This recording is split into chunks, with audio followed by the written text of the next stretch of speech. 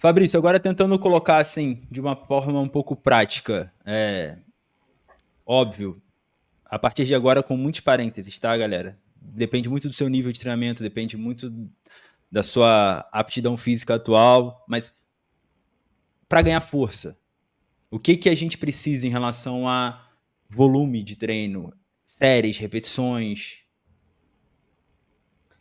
Assim, se nós formos olhar na literatura, a literatura fala de algumas variáveis que não têm diferença em termos práticos, do tipo frequência. Ah, não faz diferença fazer uma vez ou duas, três, contanto que o volume esteja equalizado, blá blá blá.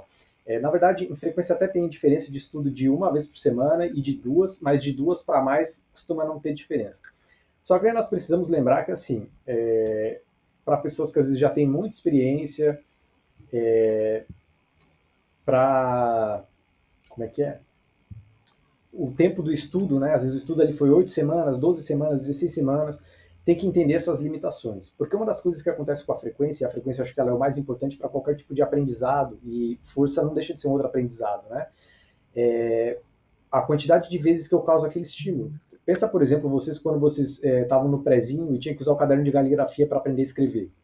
Vocês usavam todo dia. Se vocês usassem o caderno de caligrafia uma vez por mês, vocês demorariam muito mais tempo para aprender a escrever. Então, se eu estiver tentando aprender um movimento e desenvolver força, talvez a frequência ela tenha um papel importante em termos de aprendizado. Eu consigo desenvolver melhor esse movimento. Se eu desenvolvo mais rápido, eu consigo acelerar essa curva de força. Né? Então, para a maior parte das pessoas, trabalhar com uma frequência de duas, três ou até quatro vezes, dependendo do exercício, tende a ser muito produtivo em termos de aprendizado, porque a pessoa desenvolve mais a estabilidade, a confiança no exercício, o domínio técnico de uma forma geral aumenta de acordo com a frequência. O volume ele geralmente precisa ser controlado, porque diferente da musculação para hipertrofia, né, que está visando muito pump, para força eu não quero chegar até a falha. Se eu chegar até a falha, no dia seguinte eu não consigo treinar direito. Então hoje eu vou lá, botei 100 quilos no agachamento, treinei, fiz 5, 6 séries até a falha. Daqui 2, 3 dias eu ainda não consigo continuar com isso, né? Ou até assim, ao longo de várias semanas eu não conseguirei manter. E aí, se a pessoa está oscilando demais, eu não tenho um grau de confiança do quanto ela está progredindo, porque em uma semana ela agacha 5 séries de 100 quilos, na outra ela agacha 3 com 90 quilos. Né? E aí vai oscilando demais ao longo das semanas. Eu nunca gosto desse tipo de oscilação porque ele diminui a previsibilidade, principalmente quando eu estou trabalhando com atletas. Pô, eu quero ir para a competição, eu preciso ter previsibilidade do qual é a estratégia que eu posso seguir com esse atleta. Se cada semana o atleta tá fazendo um negócio diferente, eu falo assim, mano, chega na competição e fala, bicho, seja o que Deus quiser, literalmente. Então, com força, nós damos preferência para ter mais controle dessas variáveis. É não chegar tão próximo da falha, porque afinal, se eu chegar próximo da falha, eu canso. Então, a probabilidade de eu conseguir agachar com aquele peso de novo diminui, então oscila mais. A questão da frequência para esse aprendizado. Tem uma outra questão com frequência que as pessoas geralmente ignoram, a questão do aquecimento, né? Então, se eu faço o treino uma vez na semana, eu tenho lá um número de séries de aquecimento, ou pelo menos deveria ter, né? Tem isso também. Então, pô, eu, quando vou agachar, eu tenho que fazer umas 5 séries de aquecimento, vai aumentando o peso ali até chegar na carga. Se eu faço duas vezes na semana, eu tenho mais 5 séries de aquecimento. O volume está sendo compensado no aquecimento. Óbvio, o aquecimento não contribui tanto assim, porque o nível de esforço ali é baixo e tudo mais, mas é uma quantidade de movimento que eu estou repetindo mais e estou ficando melhor naquele movimento, estou desenvolvendo mais essa propriocepção. Em relação à intensidade, depende um pouco do exercício, né? Quando são exercícios multiarticulares, mais complexos, tipo agachamento, supino, terra, desenvolvimento, eu dou mais prioridade para a carga do que para número de repetições, né? Então, trabalhar até tipo 8 repetições no máximo, assim, não gosto de trabalhar muito mais que isso. Prefiro trabalhar de 4 a 8, 3 a 6, para mim é excelente, porque a pessoa está tendo um estímulo de força que, ao meu ver, é muito mais vantajoso, né? Se eu quiser trabalhar mais zonas de repetições mais altas, mais próximo da falha, aí eu pego outros exercícios mais tipo, acessórios, digamos assim, né? Tipo mais máquinas, para desenvolver essa parte.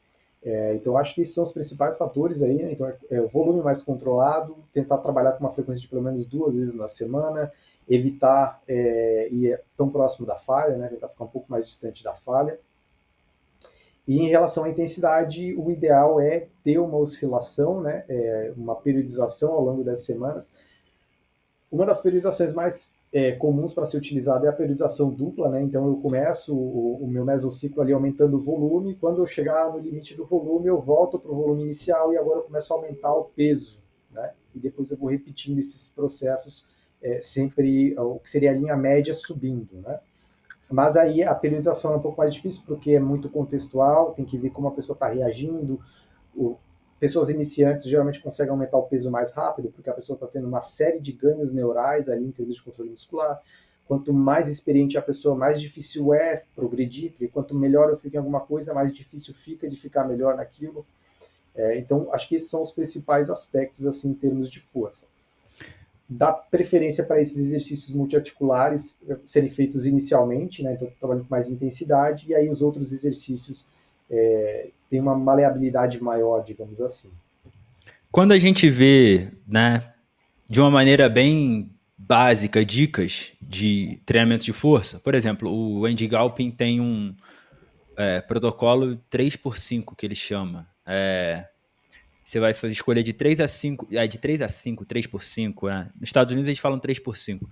Mas você vai escolher de 3 a 5 exercícios, você vai fazer de 3 a 5 repetições, você vai fazer de 3 a 5 séries, você vai fazer de 3 a 5 minutos de descanso entre eles. E aí tem o detalhe, né? De 3 a 5 séries, justamente. Não, de 3 a 5 repetições, justamente porque a carga tem que ter uma intensidade mais alta para a gente conseguir ter esse desenvolvimento de força. Mas também não dá para ficar sempre numa carga alta, 85, 90, 95%. Então, como é que eu sei que é difícil, né? É muito mais fácil individualizar e colocar no papel, mas de uma maneira geral, como é que deve ser feito e organizado esse trabalho? Tu diz o trabalho só da intensidade ou todos os fatores que tu mencionaste aí? Porque assim, a intensidade ela acaba que impacta. Não dá para mudar só a intensidade, né? Então, na hora que eu Indiretamente as mexo. outras variáveis precisam ser Isso, consideradas. né? Tem um amigo meu do Rio de Janeiro, o presidente da Federação de Powerlifting lá do Rio, o André Gens, que ele tem uma frase que eu acho que ela é muito boa. Se você treinou o ano inteiro pesado, você não treinou pesado nenhuma vez. Essa é a frase dele. Porque a pessoa que acha que está treinando pesado sempre, ela na verdade não está progredindo, ela não está oscilando. Então ela podia estar tendo mais ganho, né? Porque é literalmente impossível tu treinar muito pesado o ano inteiro. O corpo não aguenta, né? Tem um desgaste. O desgaste neural ele é mais na hora, né, de imediato. Ali envolve mais uma questão periférica de receptores noradrenérgicos, mas a pessoa geralmente fica um pouco mais letárgica também, né? Então é literalmente impossível treinar o ano inteiro pesado, de fato. Sobre o que tu mencionaste ali do número de exercícios, eu concordo.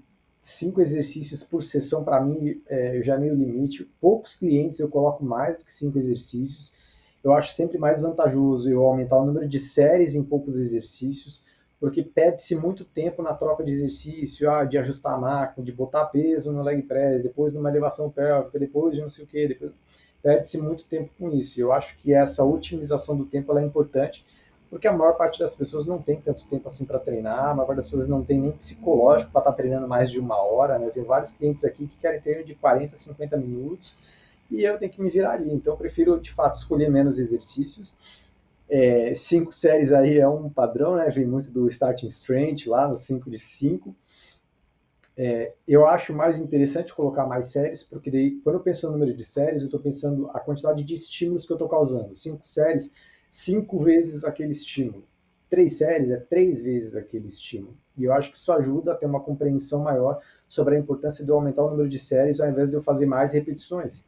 Porque se eu trabalhar ali de 3 a 6 repetições, mais séries com peso mais alto, eu estou desenvolvendo mais força. O meu estímulo está muito mais direcionado para a força nesse sentido. O volume total ele precisa continuar sendo considerado, né? Não adianta, só porque eu estou fazendo menos repetições, mais longe da falha, então eu faço 20 séries. Também não é assim, porque a fadiga ela acaba sendo cumulativa nesse sentido. Em termos de intensidade, dá para trabalhar, se eu trabalhar de 4 a 8 repetições, eu estou considerando ali 85, se eu não me engano, 4 RM dá uns 87, 89%, não lembro direito, 8 repetições acho que dá próximo de 80, né? 3 a 6 eu já consigo ir para um patamar mais alto.